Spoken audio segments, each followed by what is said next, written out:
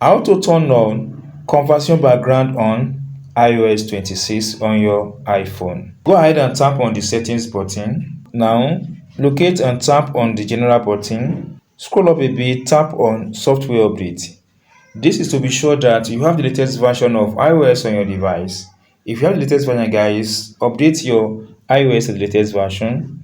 Now that I've done that, come out of this page again until you have access to this page. Scroll down and tap on apps. Once tap on the apps, you have series of apps you have on your device here. I would like to scroll up until you get to message. Here, tap on message. Once tap on message, then scroll up, guys, until you have access to this page that says conversation background. You see that is turned off here. Tap on it to toggle it on. That's all, guys. You've been able to toggle on conversation background on iOS 26 on your iPhone. If you get this tip and not subscribe, please subscribe for more updates like this.